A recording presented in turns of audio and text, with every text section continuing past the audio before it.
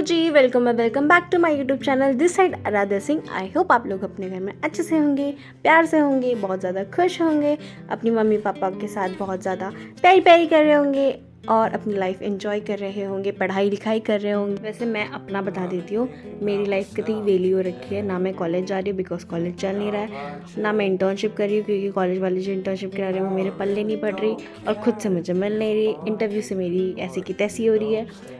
मतलब बहुत कुछ है, ना मैं खुश हूँ ना मैं दुखी हूँ, मैं बस बहुत वेली हूँ। और इतनी वेली होने के बाद भी मेरे को वीडियो एडिट करने का रद्दी भर भी टाइम नहीं। और ये भी नहीं है कि मेरे घर वाले मुझसे घर में मजदूरी करवा रहे हैं कि मेरे पास टाइम नहीं है वेले होने के बाद भी। मैं नहीं हो पा रहा, बहुत आलस भरा ज़िंदगी जा रहा है। किसी को आलस चाहिए फ्री में दूंगी मैं, 1 रुपये भी नहीं लूँगी। प्लीज़ ले जाओ मुझसे, प्लीज़, आई रिक्वेस्ट यू।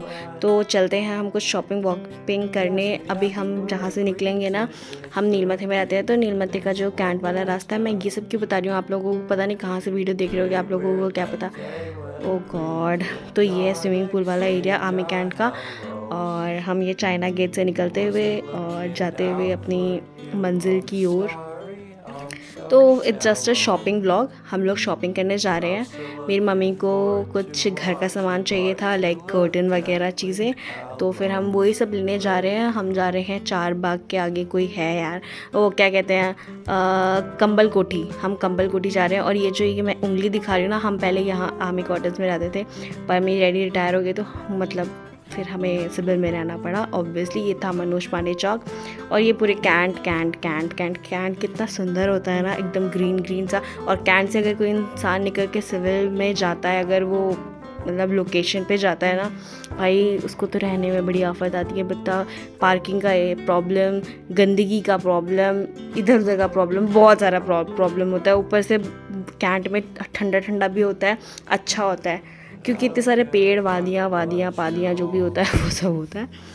सो हम चलते हैं। मैं इतनी देर से बहुत बोल रही हूँ, मुझे पता है किसी को भी मेरी बात में इंटरेस्ट नहीं आ रहा होगा, बट फिर भी क्या ही बोलूँ मैं। चलो छोड़ो, आगे मिलती हूँ। वॉइस ओवर डालते हुए पता चला कि अब तो मैं वहाँ पहुँच चुकी हूँ।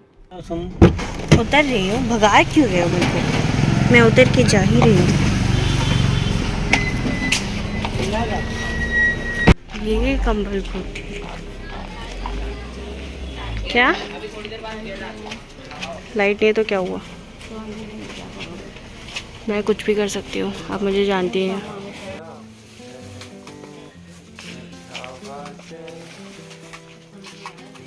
सो दिस इज़ अंदर का दिखने वाला कंबल कोठी। लो देख लो, तुम लोग भी क्या याद रखोगे, मैं दिखा देती हूँ।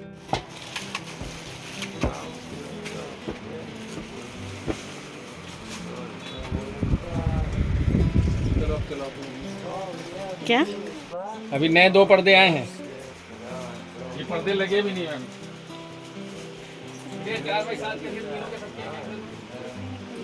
सो हमें ये वाला पर्दा काफ़ी पसंद आ रहा था और हमने लिया भी ऐसा ही है। मतलब ये वाला लिया है, लेकिन ये ग्रे कलर में है। जो हमने लिया है वो ब्राउन कलर में है। तो उस टाइम उन्होंने काफ़ी सारे पर्दे दिखाए थे मुझे। ये ब्लू वाला भी, ब्लू नहीं कहते इसे, कौन सा कलर कहते हैं मुझे याद नहीं आ रहा है, बट हमारे घर के नीचे एक रीना आंटी रहती थी, उनका फेवरेट कलर था ये। हाँ, इसे फिरोज़ी कलर कहते हैं। फिरोज़ी कलर उन आंटी का फेवरेट कलर था। और फिर हमने बहुत सारे कंबल वंबल देखे। सॉरी यार, कंबल कोठी नाम है तो बार बार मुंह में कंबल ही आ रहा है मेरे। 4 बार वॉइस ओवर बंद करके बोल चुकी हूँ, क्या करूँ, मेरे मुंह से ही निकल रहा है। तो यू नो, औरतों को एक सामान लेने जाती है लेकिन 4 सामान लेके आती है। तो मेरी मम्मी वो चद्दर वद्दर भी देखने लग गई थी। और फिर हमारा पर्दा वर्दा सब पैक हो चुका था। ये है हमारे पर्दे, मैंने बोला था ना ब्राउनिश कलर में है, ब्राउन कॉफ़ी ऐसा ही कुछ कलर है यार। फिर ये सब पैक हो गए और हम सब इसे उठा लाए।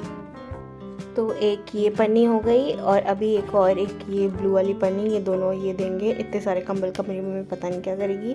पर फिर भी इतने सारे पर्दे ले लिए। और उसके बाद डैडी जब पेमेंट करे थे तो पता नहीं क्यों सर्वर डाउन था, क्या था कि पेमेंट ही नहीं हो रहा था। उसके बाद फिर एक गुप्त राज बता देती हूँ, वैसे मैंने सोचा नहीं था मैं बताऊँगी। जो ये अंकल है ना, इतने अच्छे से बात कर रहे थे, इतने अच्छे से बात कर रहे थे कि मैं क्या बताऊँ। और जब पेमेंट नहीं हो रहा था ना, लाइक ऑब्वियसली हमने इतना सारा लिया है सामान, हमने कुर्ते वगैरह भी लिए थे, एक बाथरोब लिया था मेरे लिए, और एक वो लिया था, गद्दा लिया था, इतना सब कुछ लिया था। ऑब्वियसली हम पेमेंट करेंगे, बेवकूफ़ थोड़ी ना। 30,000 के ऊपर का सारा सामान हुआ था हमारा, अब हम पेमेंट करेंगे। लेकिन वो जो अंकल थे ना, जिन्होंने पन्नी बांधा था, वो पन्नी जब हमारी गाड़ी में रखने जा रहे थे ना, तो उन्होंने वो रोक दिया, भाग के गए, देखा पेमेंट नहीं हो रहा है और फिर उन्होंने जल्दी से रोक दिया। भाई मुझे इतना बुरा लगा, मैंने कहा अब भी ये मीठी मीठी बातें कर रहा था, हम बिना पैसे देके थोड़ा ना भाग जाएंगे। इतनी तो मतलब पेशेंस इतना तो होना चाहिए। और पर ठीक है यार, उनकी अपनी सोच है। फिर उसके बाद मेरे को एक कुर्ता चाहिए था, हम वहाँ से सामान वामान लेके आ गए थे, मेरे को एक ब्लैक कलर का कुर्ता चाहिए था, तो हमने ये लिया। मुझे वो गोल गोल वाला चाहिए था, अनारकली टाइप का, लेकिन वो मेरे साइज़ का नहीं था, बिकॉज आई एम थोड़ा अच्छा मोटू। तो फिर हमने वो स्ट्रेट वाला, जो भी उसे कहते हैं यार, वो सिंपल सा कुर्ता लिया और ब्लैक कलर का लिया था। उसके बाद फिर हम वहाँ से निकल आए। मुझे ऐसा चाहिए था, ग्रीन कलर का जैसा ये है, बट ऐसा उनके पास मेरे साइज़ का नहीं था, बट ठीक है। उसके बाद फिर हम वापस अपने घर के रास्ते आ गए। जैसा कि मैंने बताया था, चारबाग गए थे हम, तो वहाँ पे रेलवे स्टेशन था हमारे लखनऊ का। ऑब्वियसली चारबाग में, ये कोई मैं नया ज्ञान नहीं दे रही, पर ठीक है, वीडियो बनाई थी तो बता देती हूँ। फिर हमने खाए बहुत सारे पुचके, मैंने तो खाए थे, मम्मी ने भी खाए थे, मेरे भाई बहुत नाटक कर रहा था, बट फिर फाइनली उसने भी थोड़ी देर बाद खाए थे। सही से वीडियो नहीं बन पाई इसमें, कोई बात नहीं, मुझे माफ़ करना। अभी मेरी प्यारी मम्मी ने कैमरा ठीक कर दिया, उसके बाद हमारी ढंग की वीडियो बन गई थी। फिर हमने खाए भुट्टे, बिकॉज पता नहीं क्यों मुझे भुट्टे का हमेशा से बहुत वो रहता है कि अगर भुट्टे का सीज़न चल रहा है और अगर मैं बाहर गई हूँ तो मुझे भुट्टा तो खाना ही खाना है, मुझे अच्छा लगता है। फिर मेरी मम्मी ने चुन चान के भुट्टे तलवाए वलवाए, जो भी करवाए, फ्राई करवाए। उसके बाद हमने वो सब खाया पिया। बड़ी ही कठिनाइयों से मैंने गाड़ी में बैठ के भुट्टा खाया, क्योंकि बाहर गर्मी लग रही थी और गाड़ी में इतना सारा गद्दा वद्दा हो गया था कि जगह ही नहीं थी, but I am the champion. फिर हम लोग पहुंच गए तेली बाग, और तेली बाग में मम्मी की एक उनकी जन्मों पुरानी एक घड़ी थी, उन्हें वो ठीक करवानी थी। फिर उन्होंने वो घड़ी बड़ी ठीक कराई, और अभी तक की मेरी जो सबसे महंगी घड़ी है वो यहीं की है, मैं यही दिखा रही थी। तो मैं अंकल को बोल रही थी, अंकल जब आपकी इसका 25वीं सालगिरह होगी ना, तो आप मुझे बुलाना, क्योंकि जो रेस्टोरेंट वाले होते हैं ना, तो वो फ्री में खिलाते हैं ना, अगर कोई उनकी एनिवर्सरी वगैरह होती है, तो आप भी मुझे फ्री में घड़ी दे देना। अंकल ने मेरी बात ना सीरियसली लेते हुए, हंसी मजाक में वो बात उड़ाते हुए उन्होंने गायब कर दी। बट ठीक है, हम अपना उदास चेहरा लेके हमने कुछ फल फ्रूट्स खरीदे और फिर हम वापस अपने घर की ओर आ रहे थे।